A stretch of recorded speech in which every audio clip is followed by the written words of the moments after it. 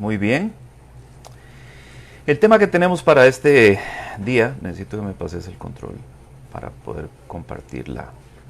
Estoy esperando que me pasen un momentito el anfitrionaje de la reunión de Zoom para poder compartir entonces con ustedes la presentación que tenemos para hoy del tema que vamos a revisar hoy. El tema de hoy es este, hermanos. Seguidores de un Jesús disruptivo. Tal vez la palabra, permítame un segundo, permítame un momento, que me está faltando algo aquí. Ahora sí, hermanos, ahora sí. Listo entonces. Bien. Vamos a ver. Ok, listo. Les decía que el tema para el día de hoy es seguidores de un Jesús disruptivo. La palabra disruptivo no es una palabra común en nuestro vocabulario diario. Es una palabra un poco diferente. Dicho sea de paso, no tiene su origen en nuestra lengua española, en nuestra lengua castellana. Entonces tenemos que ir primero a revisar el concepto de qué es disruptivo. ¿Y por qué hablamos de Jesús como alguien disruptivo? Exactamente qué es lo que convirtió a Jesús en un agente disruptivo en la historia de la humanidad. ¿Ok? Vamos a ir entonces a la definición de disruptivo para ver exactamente qué es lo que significa. Ok, vamos a tratar de mover esto aquí un poquito. A ver, permítame un segundo, hermanos, que necesito ver cómo muevo esto de aquí. Listo, ya pude. Ok. Dice disruptivo, ¿qué es? Disruptivo es un término que procede del inglés disruptive y que se utiliza para nombrar aquello que produce una ruptura brusca. Por lo general el término se utiliza en un sentido simbólico, dice, en referencia a algo que genera un cambio muy importante o muy determinante. En realidad, según estuve investigando, el verdadero origen de la palabra disruptivo viene del francés. En el inglés también se adaptó, digamos, la palabra para definir este concepto. Y dice, en ocasiones los seres humanos poseen comportamientos disruptivos.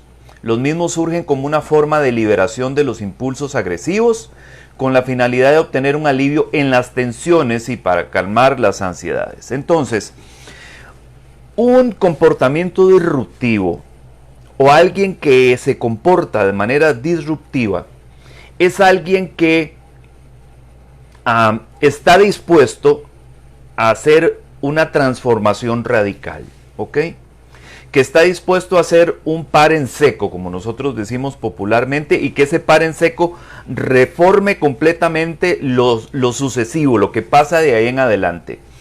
Entonces, ¿podemos nosotros hablar de un Jesús disruptivo? Definitivamente podemos hablar de un Jesús disruptivo. ¿Por qué? Porque Jesús nace dentro del judaísmo, la cual es su religión, es su afiliación religiosa. Él es un judío. Él es un judío del primer siglo, ¿ok? Él es un judío de una época particular dentro de la comunidad judía, donde se está sometido al dominio del Imperio Romano. Entonces el Imperio Romano es el que determina absolutamente todo con respecto a la sociedad en general. Y a pesar de que el Imperio Romano no era necesariamente transformador o, trastornador en el sentido estricto de la palabra, porque básicamente lo que a los romanos les interesaba era recibir los tributos que ellos necesitaban para hacer crecer el imperio, mientras aquellos territorios conquistados estuvieran pagando los tributos podían seguir adelante con su propia dinámica particular. O sea, podían conservar su idioma, podían conservar sus costumbres, podían conservar sus tradiciones, siempre y cuando esto no entrara en conflicto con las dinámicas del imperio. ¿Ok?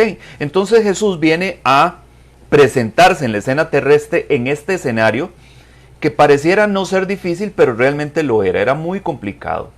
Los romanos eran opresores, los romanos eran muy agresivos, muy violentos, era uno de los ejércitos más grandes y mejor capacitados, por eso es que conquistaron todo lo que conquistaron, y entonces los territorios, las sociedades que estaban sometidas a la dominación del imperio, no necesariamente estaban a gusto con eso, ¿ok?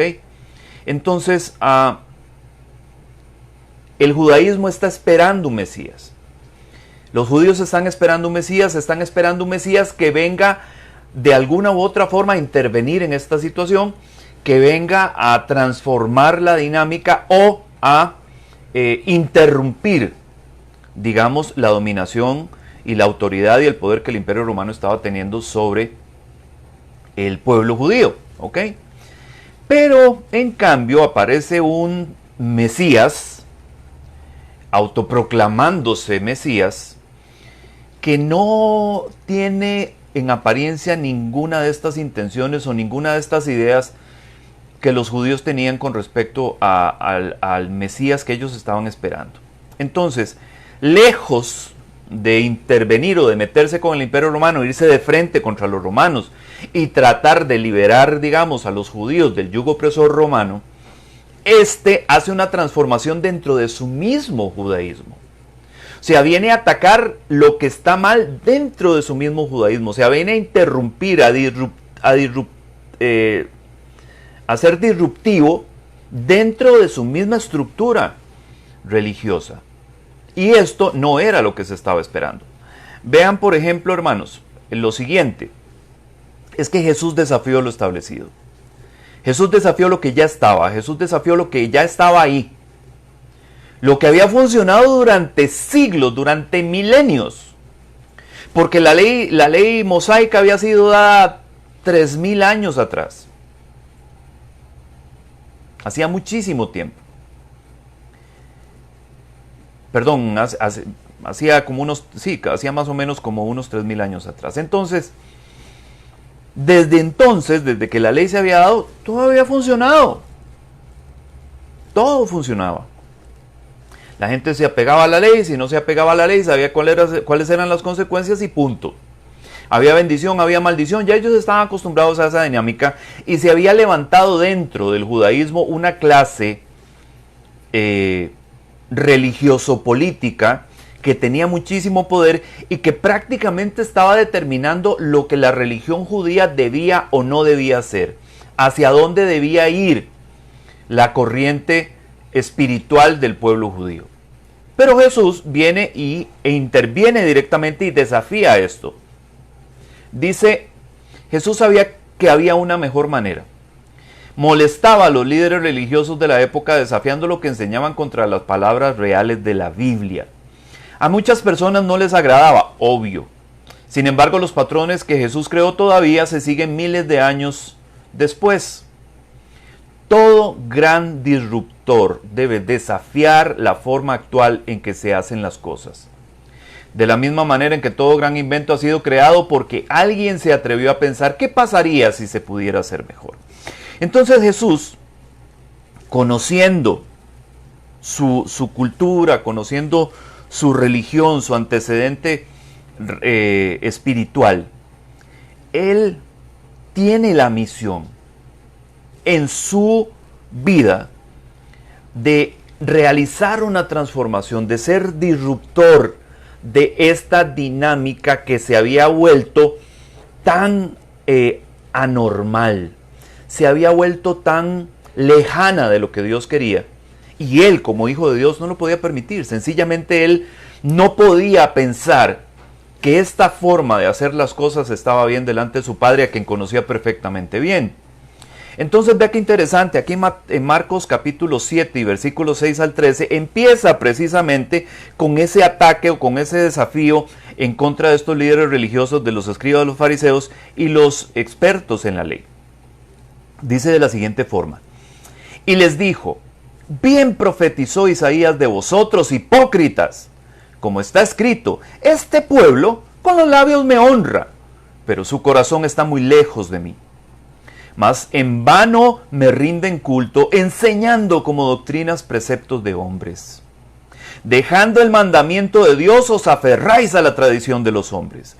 También les decía, astutamente violáis el mandamiento de Dios para guardar vuestra tradición. Porque Moisés dijo, honra a tu padre y a tu madre, y el que hable mal de su padre o de su madre, que muera. Pero vosotros decís, si un hombre dice al padre o a la madre, cualquier cosa mía con la que pudieras beneficiarte es corbán, es decir, ofrenda a Dios, ya no le dejáis hacer nada en favor de su padre o de su madre, invalidando así la palabra de Dios por vuestra tradición, la cual habéis transmitido, y hacéis muchas cosas semejantes a estas. Entonces Jesús les dijo, les hace ver que para ellos está siendo más importante la tradición que lo que la misma Biblia dice. La tradición que lo que la misma Torá, que ellos tanto defendían, les había dado a entender y les había explicado siglos, milenios atrás. Y les pone un buen ejemplo. Ustedes invalidan la palabra de Dios a causa de la tradición. ¿Por qué? Porque Moisés dijo, honra a tu padre y a tu madre, y ustedes dicen, no, pero es que las cosas con las que yo podría honrar a mi padre y a mi madre son ofrenda para Dios, entonces no se las puedo dar. Y dejan que sus padres entonces estén mal, pasen necesidades. ¿Por qué? Porque es una ofrenda para Dios. Entonces, a través de la tradición o mediante la tradición están invalidando lo que la palabra del Señor dice. Y esto no era lo único. Aquí lo dice al final, en el versículo 13. Dice, hacéis muchas cosas semejantes a estas. No era lo único. Ellos constantemente estaban neutralizando lo que la palabra de Dios decía y poniendo por encima sus propias tradiciones, que para ellos eran más importantes que la mismísima palabra de Dios. Entonces él viene y desafía esto. Se convierte en una piedra en el zapato para los líderes religiosos de aquella época, en un disruptor. ¿Por qué? Porque interrumpe radicalmente lo que está sucediendo para que de manera brusca se genere, se geste un cambio. Porque hay otra cosa interesante con respecto a Jesús. Cualquiera diría, o sea, si usted quiere hacer algo tan determinante, si usted quiere hacer algo tan radical, busque a los mejores, busque a quienes saben, busque a los expertos, busque a las personas que tienen voz dentro de la sociedad. ¿Para qué? Para que juntándose usted con los que tienen voz dentro de la sociedad, esa voz sirva para difundir, para transmitir ese mensaje disruptivo. Pero esto no es lo que hace Jesús. Jesús no buscó a los expertos, que era lo que cualquiera hubiera esperado. Vea qué interesante. Es que los disruptores, dice aquí, tienen la capacidad de ver que las personas, de lo que las personas de un determinado campo no pueden ver. O sea, tienen una visión mucho más amplia. Jesús no buscó sacerdotes ni líderes religiosos, sino que llamó a pescadores. Personas del mercado a quienes quería convertir en misioneros, predicadores y profetas. Los líderes disruptivos no se ven disuadidos porque las personas nunca antes lo hayan hecho, sino que buscan personas que quieren hacerlo mejor que antes. Y aquí hay una frase en particular que yo quiero que usted se grabe en su cabeza. ¿Por qué, hermanos? Porque muchísimas veces nosotros decimos, pero es que yo no soy capaz, no tengo capacidad, no estudié, no terminé el colegio, no fui a la universidad, mis capacidades académicas, intelectuales son muy limitadas. Entonces, ¿qué puedo yo hacer? ¿Qué puedo yo ofrecer para el servicio de Dios? Es muy poco. ¿Está seguro? Dios siempre, vea esta frase, Dios siempre usa a los novatos para hacer cosas con grandes propósitos. ¿Y usted cree que no es cierto? ¿Qué me dice de Moisés? Moisés era un chiquito de papi y mami. Sí, así como usted lo oye. Moisés era un chiquito de papá y mamá.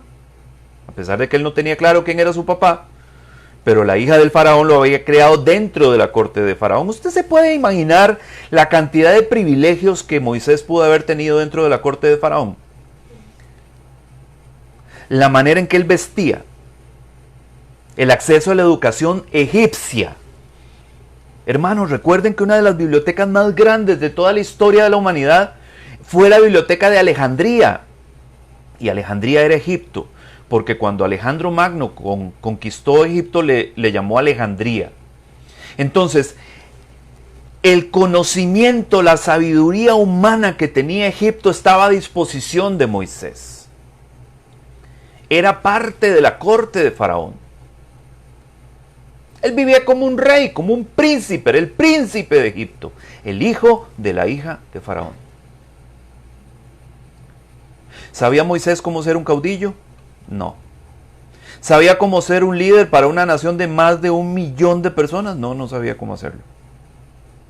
Dice que ni siquiera sabía hablar, porque ese es el argumento, esa es la excusa que le pone a Dios. Es que yo no sé hablar, no soy elocuente, le dijo a Dios. Era un novato en lo que Dios le había mandado a hacer. Sí, era un novato. Y vea todo lo que Dios hizo a través de ese novato. Porque es que nosotros lo que tenemos que entender, hermanos, es que no es la fuerza nuestra la que hace las cosas. No es ni nuestra inteligencia, ni nuestra sabiduría, ni nuestras capacidades, ni nuestra bondad, ni nuestra belleza física, ni nuestro dinero el que hace las cosas. Es Dios a través de nosotros que hace las cosas. Porque si por usted y por mí hubiera tenido que expandirse el evangelio, seguramente se extingue, hermano. Seguramente no hubiera llegado pero ni al barrio. Porque nosotros no somos dignos portadores de ese evangelio en el que creemos o que decimos seguir. No lo somos. Muchísimas veces no somos ni siquiera modelos dentro de nuestra misma comunidad de fe. Y suena feo decirlo, pero es así. Si nos preguntan o si le preguntan a nuestros vecinos cómo somos, ¿qué dirán?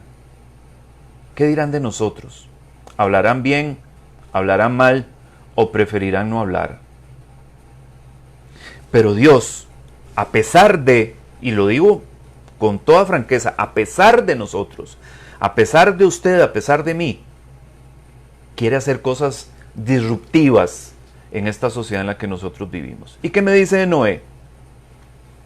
Un experto constructor de barcos, ¿verdad? En la vida había construido un barco. Es más, nadie había construido hasta ese momento un barco en esa región. ¿Por qué? Porque donde Noé vivía no había mar. No existía. Entonces ellos no tenían barcos. Es como que usted, viviendo en una isla pequeña, se compre un carro y lo meta ahí. ¿Para qué lo quiere? O sea, sin una isla de pequeña extensión, usted no necesita un carro para movilizarse. Entonces, Noé jamás en su vida había construido un barco. Y no solamente le piden construir una lancha, le piden construir un arca de dimensiones monstruosas, de dimensiones gigantescas. O sea, esa arca que tenía que construir Noé era algo totalmente nuevo para él. Él no era un experto, era un novato.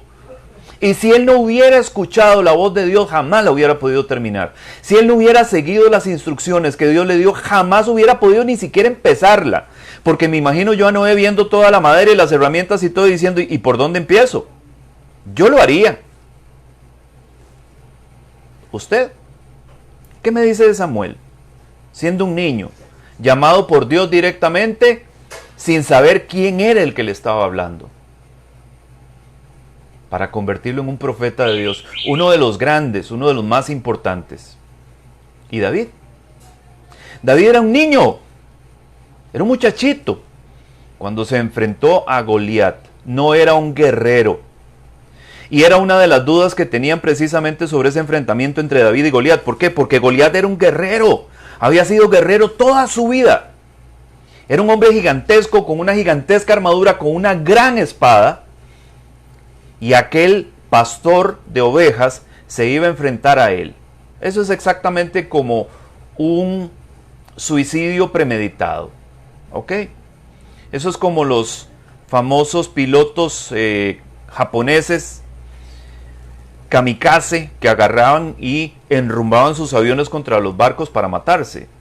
O sea, lo que David intentaba hacer, lo que David estaba por hacer, era prácticamente kamikaze, era ir a enfrentarse a un hombre que lo podía partir en 4 pedazos. Y Dios escogió a David. Dios escogió a aquel pastor de ovejas, aquel muchachito que trataron de ponerle la armadura de Saúl y no la pudo manejar porque Saúl era un hombre enorme. Y Saúl sí estaba acostumbrado a ir a la batalla y todo eso, pero David no. Pero no era David el que estaba luchando el que estaba librando esta batalla. Era Dios el que iba a hacer las cosas a través de David. Era Dios el que iba a construir el arca de salvamento a través de Noé. Era Dios el que iba a sacar a su pueblo de Egipto por medio de Moisés. Era Dios el que iba a hablar todas sus palabras proféticas a través de la boca de Samuel. Entonces Jesús tampoco fue a buscar a los expertos. Y vea qué interesante, porque hasta la misma gente de afuera lo decía y lo entendía y lo reconocía. Hechos capítulo 4, versículo 13 dice lo siguiente: al ver la confianza de Pedro y de Juan, y dándose cuenta de que eran hombres sin letras y sin preparación, se maravillaban y reconocían que ellos habían estado con Jesús. Eso es lo que hace la diferencia, hermanos. Justamente eso es lo que hace la diferencia. No es quién es usted, porque usted puede ser poca cosa. Desde su perspectiva, desde la perspectiva de la sociedad, desde la perspectiva del mundo, usted puede ser muy poca cosa. No es quién es usted, es quién está con usted. Porque vea lo que dice este pasaje, dice, reconocían que ellos habían estado con Jesús. Entonces, ¿por qué los discípulos, por qué Juan, por qué Pedro, por qué todos ellos hacían cosas tan extraordinarias, tan fuera de serie, tan poco comunes? Porque habían estado con Jesús, porque Jesús los buscó a ellos, sin preparación, sin letras, sin intelectualidades, sin capacidades espirituales extraordinarias, no eran ni escribas, ni fariseos, ni nada por el estilo. Eran iletrados y sin preparación. Vea qué interesante, cuando Jesús le ora a su Padre en Lucas 10:21, también habla de esto. Dice, en ese momento Jesús se regocijó en el Espíritu Santo y dijo, te alabo, Padre, Señor del cielo y de la tierra, porque estas cosas las escondiste de los sabios y entendidos, y las revelaste a los niños. Sí, Padre, porque así te agradó. A los niños. Así es como Jesús se refería a los débiles en la fe, pequeños, niños. ¿Por qué? Porque no tenían ninguna experiencia en los temas del Espíritu. Pero Él los entrenó, Él los capacitó, Él los usó para grandes propósitos. Porque los seguidores de Jesús no eran una gran multitud, por lo menos el círculo cercano de Jesús, como dicen popularmente, el área chica de Jesús, no era una gran multitud.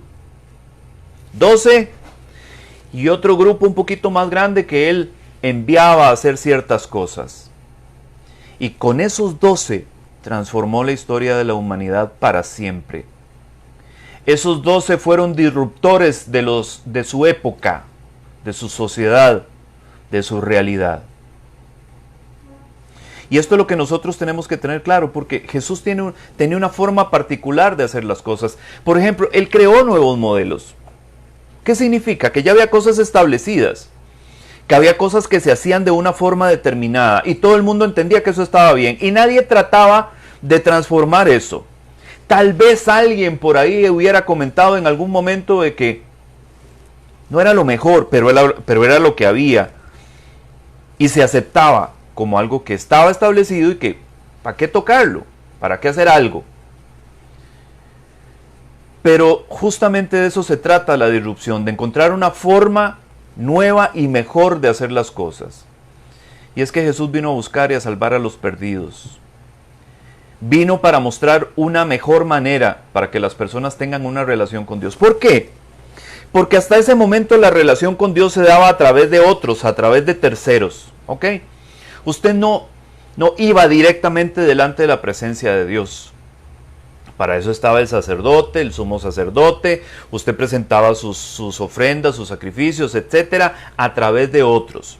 No existía una relación directa, una comunicación directa con Dios. Había que buscar intermediarios para que esto fuera posible. Pero Jesús viene y transforma eso. ¿Por qué? Porque el velo del templo se rasga en dos. Donde estaba el Santísimo se rasga en dos. Esa cortina que impedía que hubiera acceso directo a donde estaba el arca del pacto, que era lo que marcaba, que era lo que indicaba la presencia de Dios, se rompió y quedó abierto, quedó directo para poder hacer esto. Y es que Jesús no se contentaba con quedarse quieto y ver cómo avanzaba la antigua forma de hacer las cosas, no. Él interrumpió la historia de la humanidad y cambió a la humanidad y al mundo, para siempre. Entre otras cosas, entre los nuevos modelos que instituyó está este.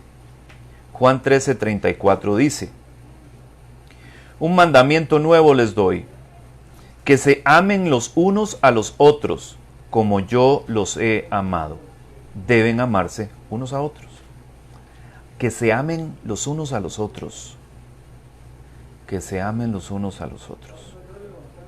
Hermanos, a ver, la gente en aquella época vivía temerosa de todo lo que le rodeaba.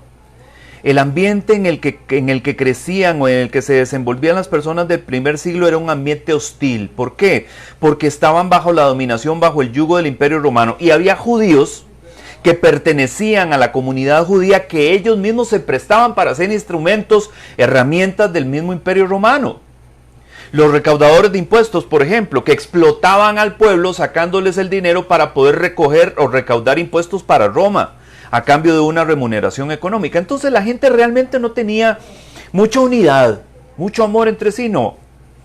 Y entonces Jesús viene y les dice: ahora yo les voy a dar un nuevo mandamiento. Quiero que se amen entre ustedes, que se amen los unos a los otros, como yo los he amado a ustedes.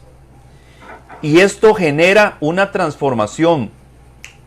Esto genera una transformación ahí. Algo está ocurriendo. Algo está pasando que cambia completamente, totalmente lo que estaba ocurriendo. Deme un momentito, hermanos. Deme un momento nada más. Vamos a ver. Vamos a ver. Deme un momentito.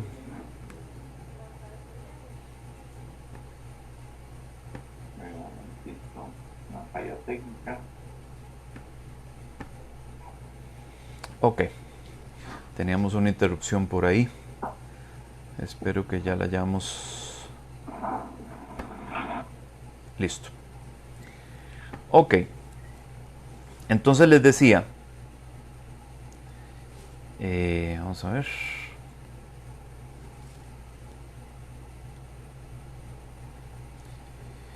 Que además de nuevos modelos, Jesús también muestra un nuevo camino, una nueva ruta para hacer las cosas, una nueva ruta para ir. No solamente para tener una relación con Dios, sino para cómo ir, cómo caminar hacia esa relación con Dios. O sea, no era suficiente con que el velo del Santísimo se rasgara. Además, Él quería mostrar cómo nosotros podíamos tener una ruta de acceso al Padre. Vea lo que dice Hebreos capítulo 10, versículos 19 al 22. Dice: así que, hermanos, mediante la sangre de Jesús tenemos plena libertad para entrar en el lugar santísimo, por el camino nuevo y vivo que Él nos ha abierto a través de la cortina, es decir, a través de su cuerpo. Y tenemos además un gran sacerdote al frente de la familia de Dios. Acerquémonos, pues, a Dios con corazón sincero y con la plena seguridad que da la fe, anteriormente purificados de una conciencia culpable y exteriormente lavados con agua pura. Entonces, no solamente, aquí lo dice, no solamente dice nos ha abierto a través de la cortina ese camino nuevo, sino que dice que es a través de su cuerpo. Y que nosotros ahora tenemos un gran sumo sacerdote, un sumo sacerdote que está abogando por nosotros. Y ese sumo sacerdote ya no es un humano, ya no es un hombre. Ese sumo sacerdote ahora es el Hijo de Dios,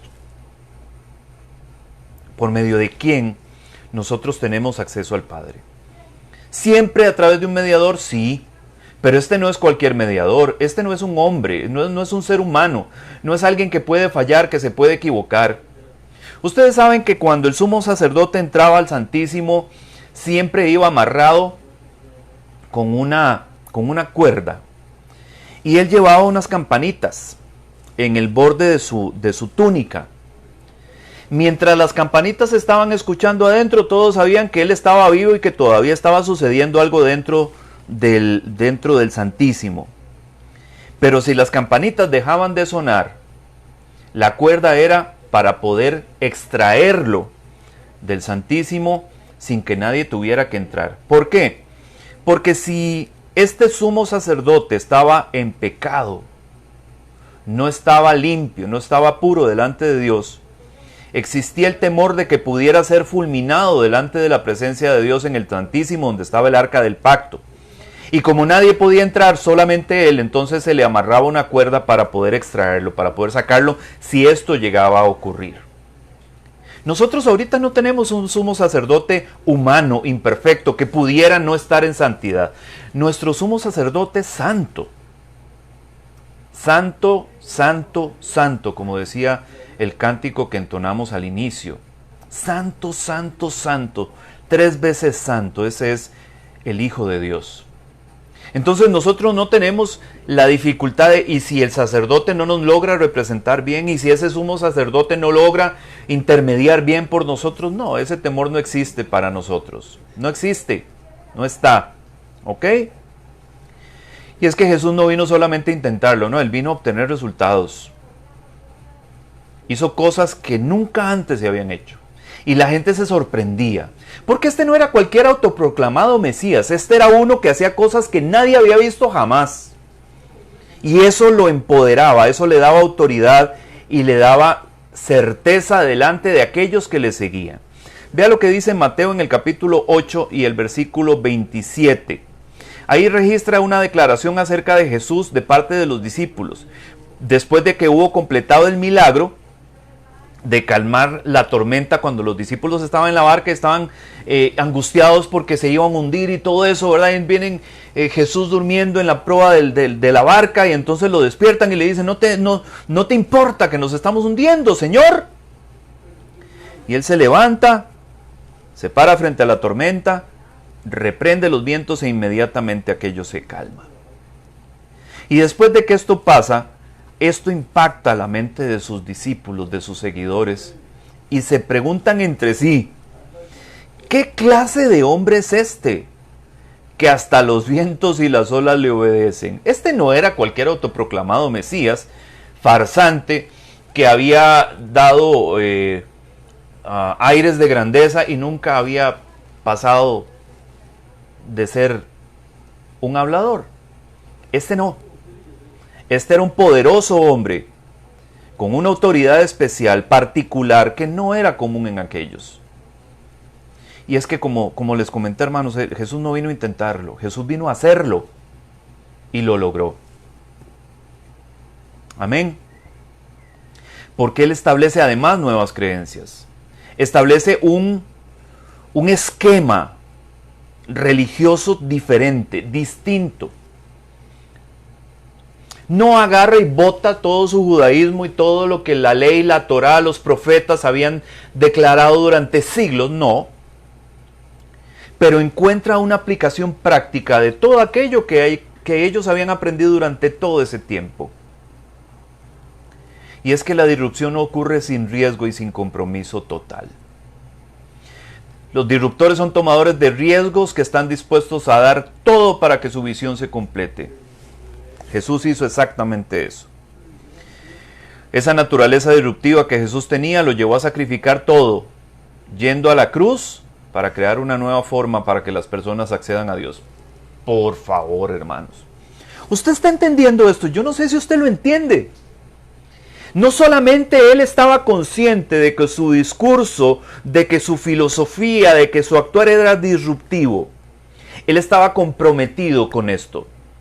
Y él entendía el riesgo que esto significaba. Y cuando sabía que iba a ser sacrificado, cuando sabía que lo estaban esperando para atraparlo y para matarlo, él no huye. Él va directamente a aquel lugar donde él sabe que va a ser asesinado. Porque él estaba comprometido con su política disruptiva de hacer las cosas.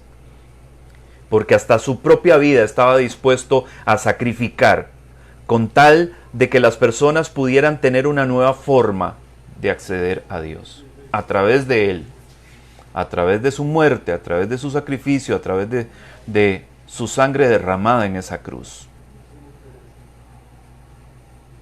Por eso es que le dice al joven rico en Mateo 19:21, si quieres ser perfecto, vende tus posesiones y dáselo a los pobres y tendrás un tesoro en el cielo. Entonces ven y sígueme.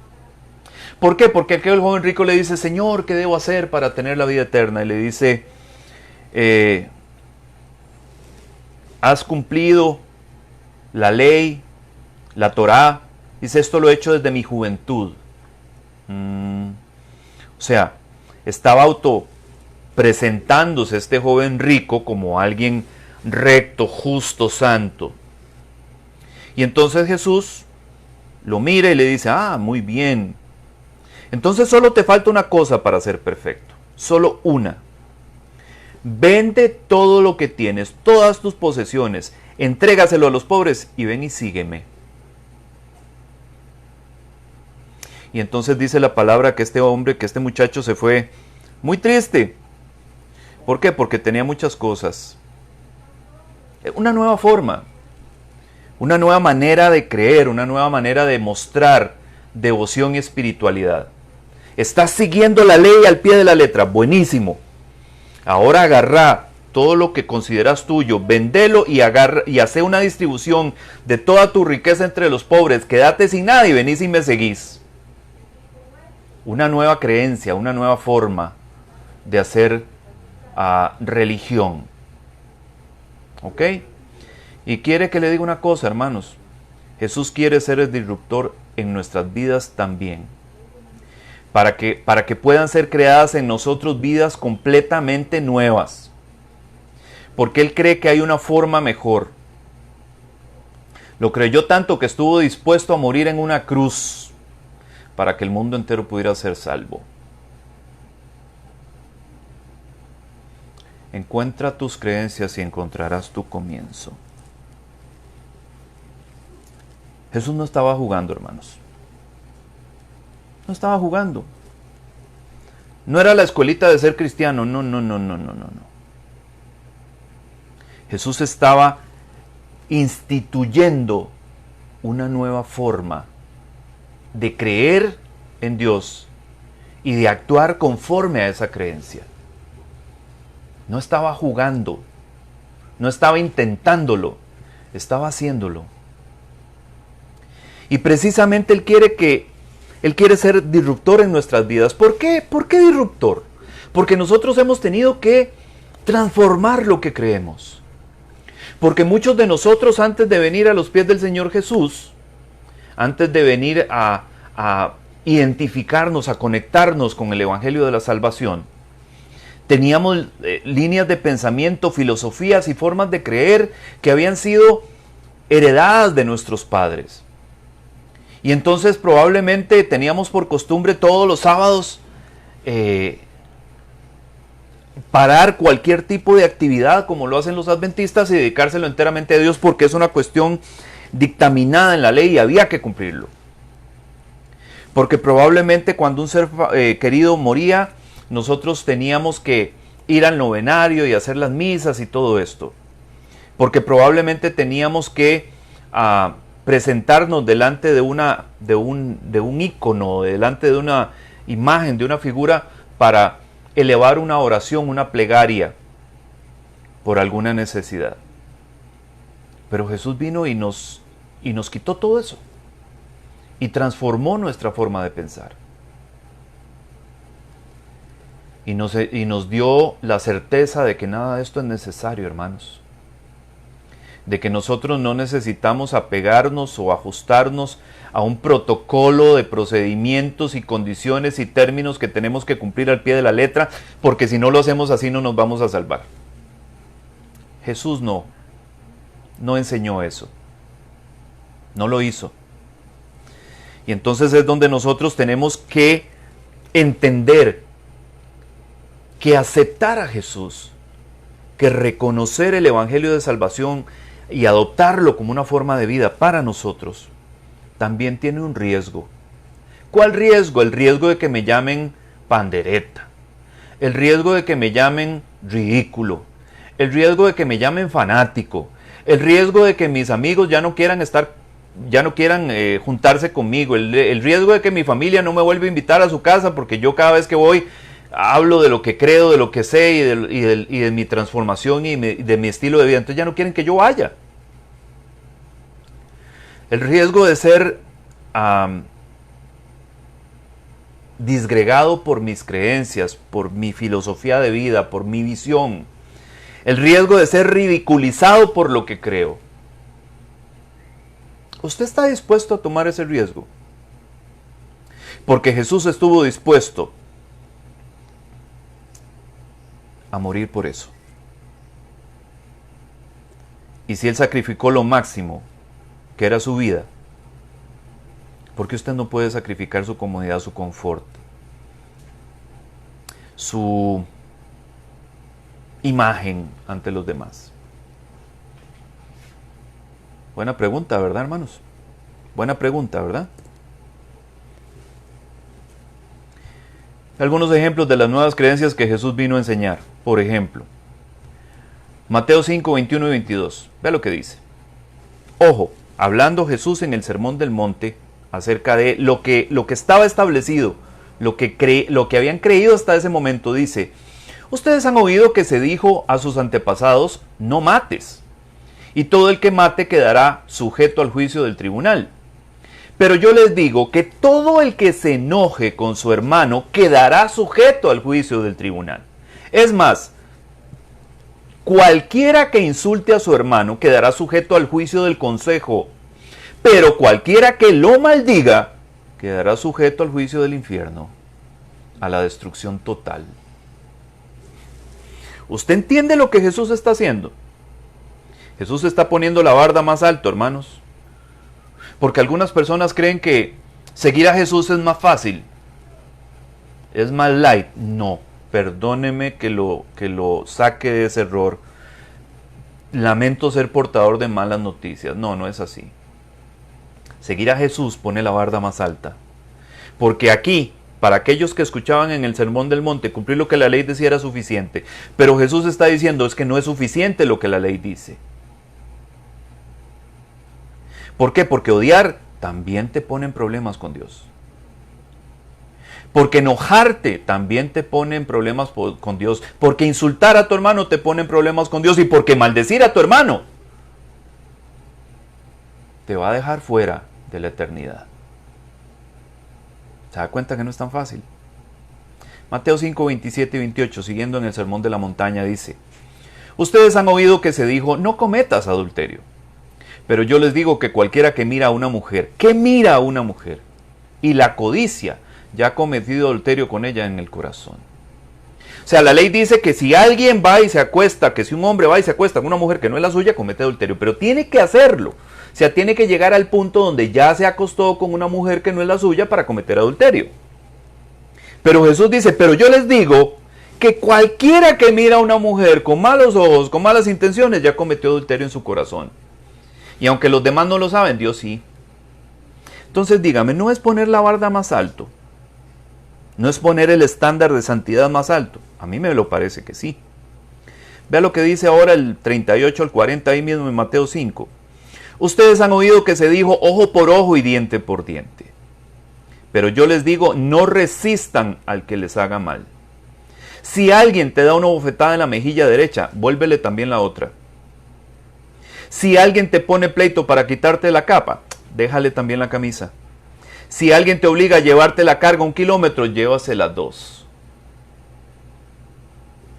La barda más alta. Aquellos que creían que era suficiente con cumplir la ley, se quedaron con la boca abierta porque se dieron cuenta que no era suficiente. Y Jesús les estaba diciendo que no era suficiente, porque les estaba transformando su conjunto de creencias en una nueva perspectiva de la relación entre semejantes, entre prójimos, y de la relación con Dios. Entonces Jesús fue un disruptor de su época, ¿o no? Jesús nuevo, pero sin renunciar al origen. Él vino a establecer un montón de cosas nuevas, novedosas, nuevas creencias, nuevos modelos, nuevas maneras de hacer las cosas. Pero eso no significaba que él votó su judaísmo, o que él renunció, le dio la espalda a todo lo que creía. Y es que el cristianismo no se reinventa en cada generación, sino que tiene unos puntos de referencia claros, y es esencial mantener la vinculación con todos los orígenes. La iglesia es una comunidad de tradición en el sentido profundo de esa palabra. Pero la vinculación con los orígenes no quiere decir que haya que repetir fórmulas acuñadas en el pasado, o sea, quedarnos anclados, enquistados en el pasado, en la forma en que se hacían las cosas, en los orígenes, al principio del cristianismo, en el primer siglo, porque hoy pueden resultar inviables. ¿Ok? Cosas como que una mujer adúltera tenía que ser apedreada, por ejemplo. ¿Qué pasaría si nosotros quisiéramos apegarnos de manera estricta y radical a lo que la palabra de Dios enseñaba al respecto? ¿Cuántas mujeres sobrevivirían? ¿Quién permitiría hoy que a una mujer se le apedree por haber adulterado? Nadie. Entonces, aunque lo que nosotros creemos y aunque lo que Jesús creía seguía anclado en los orígenes de su visión espiritual del mundo, de su relación e interacción con Dios, había cosas que tenían que cambiar, definitivamente. ¿Por qué? Porque es que el seguimiento de Jesús implica estar dispuesto a cambiar. Y no es una mera imitación paso a paso de todo lo que se hizo. ¿Por qué? Porque los tiempos son otros, hermanos. Porque nosotros vivimos en una sociedad diferente. Para empezar, ni siquiera estamos en una sociedad moderna de Medio Oriente. Nosotros vivimos en América Latina, en un contexto occidental completamente distinto. Para empezar, vivimos en un siglo diferente. No estamos en el primer siglo, estamos en el siglo XXI. No puede haber un apego, una intensidad estricta de apegarnos completa, total y absolutamente a todo lo que estaba establecido en aquella época, porque muchas de esas cosas hoy no son aplicables, no funcionan en nuestro contexto, no funcionan en nuestra sociedad. Amén. Tampoco significa que nosotros debemos tirar el pasado, desvirtuarlo. No, hay que hacerlo significativo y relevante hoy. Pero hay que ser creativos para hacer esto. Y sobre todo hay que ser libres, hermanos. Tenemos que tener la libertad y la creatividad para poder nosotros evocar los principios, los preceptos, los fundamentos de lo que creemos en un tiempo y en una sociedad completamente distinta a la de aquella época. Se puede atentar contra la fidelidad porque en el afán de encarnar la fe rompemos con el origen. ¿Ok? Entonces, queremos hacer las cosas tan modernas que nos desconectamos completamente de todo lo que había. No, no es esa la idea, hermanos. Pero también se puede atentar contra la fidelidad porque Fosilizamos el pasado, repitiendo fórmulas que hoy no dicen nada. Estamos tan cerrados en anclarnos y agarrarnos de las cosas tal y como se escribieron, tal y como son, que somos incapaces de transmitir hoy el mensaje del Evangelio de Salvación. Somos incapaces de hacer relevante e interesante para otras personas el Evangelio de Cristo Jesús. ¿Por qué? Porque lo tenemos anclado, conectado, amarrado, encadenado al pasado, a la tradición, a como las cosas se tienen que hacer y se han tenido que hacer desde siempre. Si así fuera, hermanos, nosotros no leeríamos hoy la Biblia en un dispositivo electrónico, todavía tendríamos rollos. Y cada vez que vamos a la iglesia agarraríamos los rollos y los extenderíamos. ¿Por qué? Porque renunciamos a toda modernidad. ¿Se da cuenta? No tiene sentido, no tiene lógica.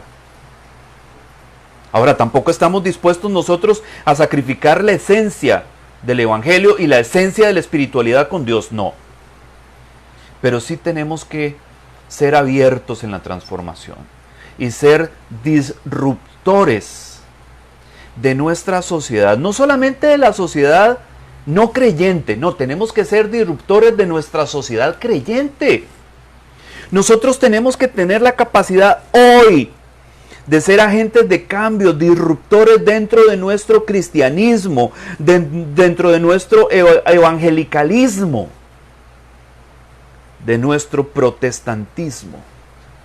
Tenemos que ser capaces de ser disruptores de lo que se hace mal, encontrando nuevas formas de hacer las cosas que hagan el Evangelio de Jesucristo relevante, importante y necesario para una sociedad que lo necesita más que nunca, hermanos. Y voy a cerrar con este pasaje de Apocalipsis capítulo 21 y del versículo 5, que dice: y el que está sentado en el trono dijo: he aquí, yo hago nuevas todas las cosas. Y añadió: escribe, porque estas palabras son fieles y verdaderas. Yo hago nuevas todas las cosas, nuevas. ¿Por qué los odres viejos no pueden contener vino nuevo? Porque se esponjan, porque no lo logran. No tienen la resistencia para poder soportar el proceso de fermentación del vino nuevo. ¿Qué somos? ¿Odres viejos u odres nuevos? Porque si Dios hace nuevas todas las cosas y usted no está transformando su entorno, su espiritualidad, su visión acerca del Evangelio y la forma en que lo está trasladando a otros, usted es un odre viejo que no puede contener vino nuevo y que para Dios en este punto no es de gran utilidad. Por favor, hermanos, somos seguidores del mayor disruptor de toda la historia, Jesús. Así que nosotros también tenemos que aprender a ser disruptores en nuestro tiempo y en nuestra sociedad. Ese es el tema para hoy, hermanos.